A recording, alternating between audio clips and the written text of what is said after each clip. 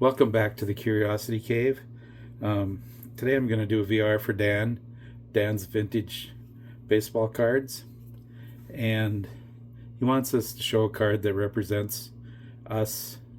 And I have this card that's been with me the whole journey.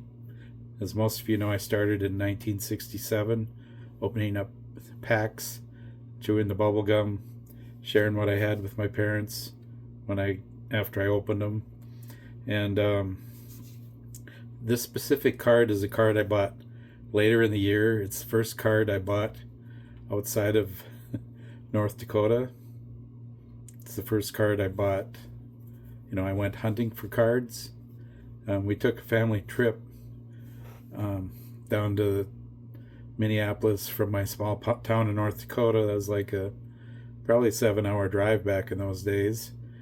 And visiting my mom's brother and their family. And there wasn't a Twins game in town, but I saw a grocery store just down the street from where they lived. And that was in Robbinsdale, Minnesota. It's one of the suburbs of Minneapolis.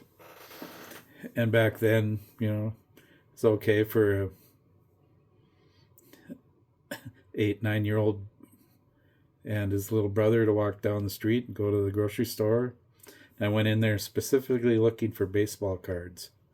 And this card was one of the cards that I found in the packs that I opened that day. I mean, it was my first hunt. It was my first time out of town. I didn't know if they were going to have baseball cards.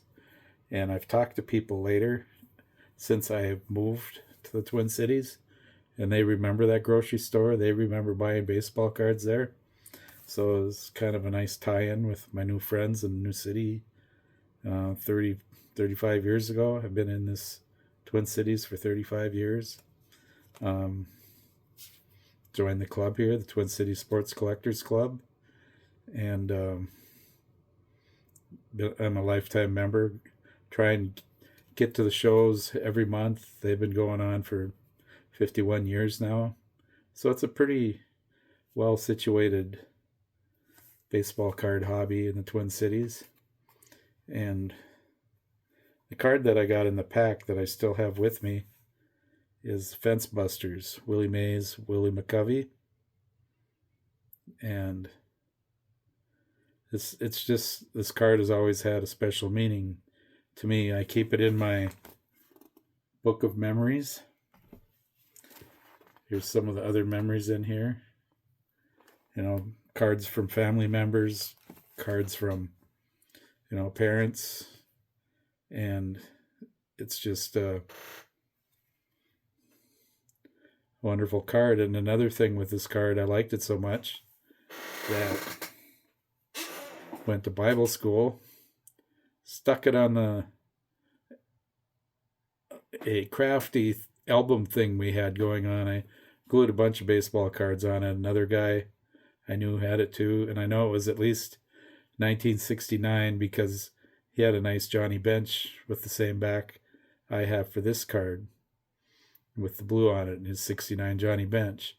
And I remember that card, and I ended up with that card later in life. I bought his entire collection about 10 years ago.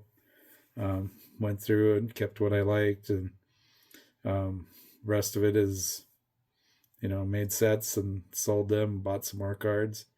But that card's been with me, and sometime down the line, I wanted this card back as a card, so I didn't gently remove it, but I removed it from that album.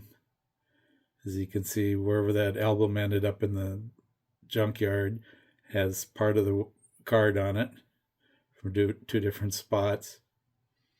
And it's the first card that I got when I was out looking for baseball cards in a new area. I love the card. Big fan of Willie Mays, Willie McCovey. And it was from my first year. And it's just an example of, it's hard to let go of some cards. Some cards I get don't mean anything to me, but I get them in collections. And they end up hopefully in a collection where somebody else likes them a lot better than I did. But I have this book of memories with a lot of special cards in it, part of my collection, and it doesn't, um, you know, just because you're a collector doesn't say how you need to acquire your collection.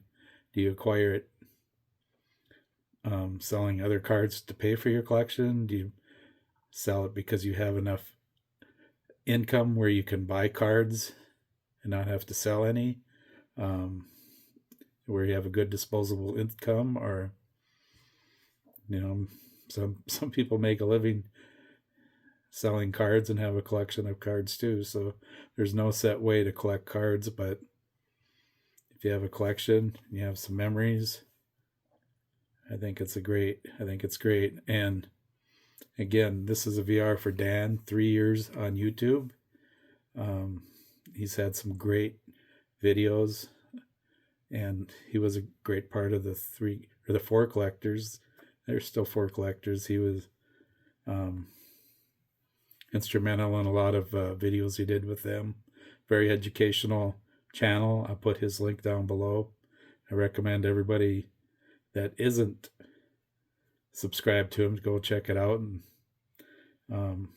take a look. Some good baseball card history there. So this is my buddy that I've carried for a long time, and congratulations again, Dan, and I hope everybody has a great week. Thank you.